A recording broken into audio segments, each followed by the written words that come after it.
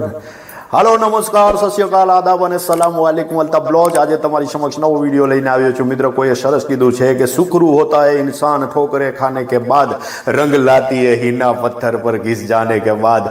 આ સાથે જ હું તમારી સમક્ષ આ એક વિડીયો લઈને આવ્યો છું। મિત્રો, આ વિડીયો છે રાજાશાહી વખતનો એક રાજાનો વિડીયો છે અને રાજાને ઘોડા પાળવાનો બહુ શોખ હોય છે। એમાં 4 જંગલી ઘોડાઓ એ લાવે છે અને એને ટ્રેનિંગ આપવાની હોય છે। હવે ટ્રેનિંગ માટે ટ્રેનરો તો રોજ આવે છે, એને જોઈ છે અને આ ઘોડાઓ કોઈને એની પાસે આવવા નહીં દેતા, એવા મજબૂત ઘોડાઓ હોય છે। એટલે ટ્રેનરો થાકીને જતા રહે છે। કોઈ ટ્રેનર એને હાથ મૂકવા તૈયાર નહીં હોતો, કોઈ ટ્રેનર એને ટ્રેનિંગ આપવા તૈયાર નહીં થતો।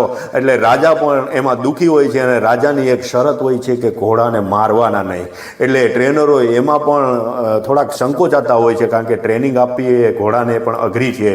એટલે આ વસ્તુ રાજા થોડોક સમય જાય છે અને જોઈ છે, પણ કોઈ ટ્રેનર ટ્રેનિંગ આપી શકતો નથી। ટ્રેનરો આવવાના બંધ થઈ જાય છે અને રાજા પણ મૂંઝાયેલા હોય છે કે આ 4 ઘોડાઓનું કરવું શું। અને રાજાને અપરંપાર પ્રેમ પણ હોય છે એની ઉપર।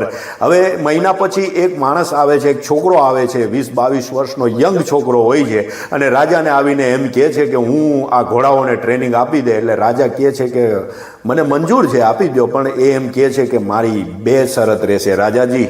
એટલે રાજા ઘડીક વિચારે છે ને એમ કહે છે કે ભાઈ, જો કોઈ ટ્રેનર આવતો નથી, જો તમે ટ્રેનિંગ આપી શકતા હોય તો તમારી 5 શરત મને મંજૂર છે, એમ રાજા એમ કહી દે છે। એટલે પેલો છોકરો એમ કહે છે કે મારી પહેલી શરત એવી છે કે એને ટ્રેનિંગ આપવાનો સમય કદાચ વર્ષ પણ લાગે, 2 વર્ષ લાગે અને 3 વર્ષ પણ લાગે।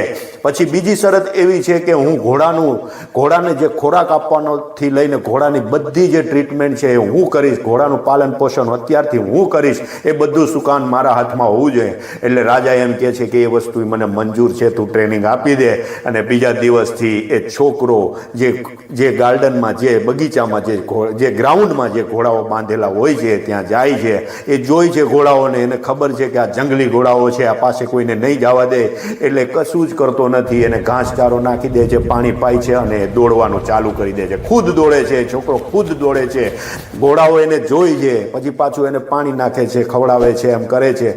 થોડાક દિવસ આ પ્રોસેસ ચાલુ રહી છે અને પેલો ઘોડાઓ અને આ છોકરો જાણે પોતપોતાની નજીક આવતા હોય, એકબીજાની નજીક આવતા હોય એવું લાગે છે। એ પાણી પાવાનું અને ઘાસ ખવડાવવાનું ચાલુ રાખે છે, પોતાને દોડવાનું ચાલુ રાખે છે, ઘોડાનું એના તરફ ધ્યાન જાય એવું એ વિચારે છે અને આવું એ ચાલુ રાખે છે। 15-20 દિવસ, મહિનો દિવસ આ વસ્તુ થાય છે અને ત્યાર પછી એક ઘોડો એની પાછળ દોડવાનું ચાલુ કરે છે। મિત્ર, એક ઘોડો એની પાછળ દોડવાનું ચાલુ કરે છે, પછી બીજો ઘોડો એની